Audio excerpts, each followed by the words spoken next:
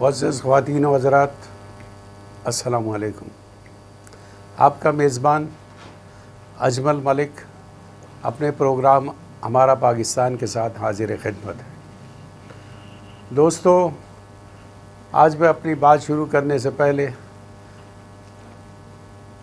ہماری عدلیہ کی تاریخ کا ایک جملہ آپ کو یاد کروا کر اپنی چند منٹ کی گفتگو کا آغاز کروں۔ دوستو، جب ذوالفقار علی بھٹو صاحب کورٹ میں پیش ہوئے اور ان کی پروسیڈنگ ہو رہی تھی تو انہوں نے جاتے وقت ایک جملہ کہا۔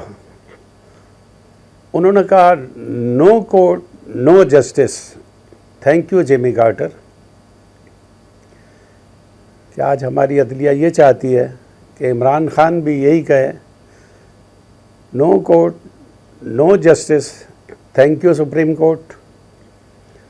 اور ہمیں یاد رکھنا چاہیے، جب ذوالفقار علی بھٹو صاحب کو پھانسی دی گئی تھی تو اس کے بہت ہولناک نتائج نکلے تھے۔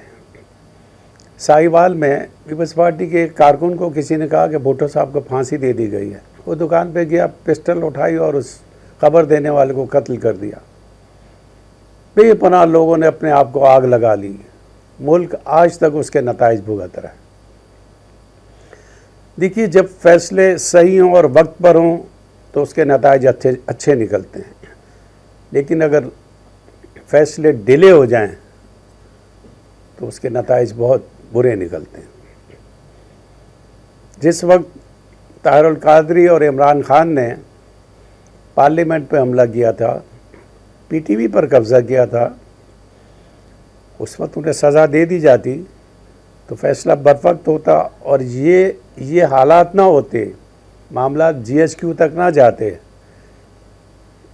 یہ نوبت ہی نہ آتی۔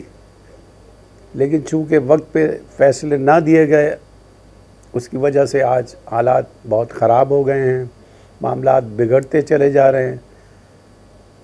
ہم اپنی عدلیہ سے امید کرتے ہیں کہ وہ صحیح فیصلے دے گی، وقت پہ فیصلے دے گی، تاکہ ملک عدم استحکام کا شکار نہ ہو۔ السلام علیکم۔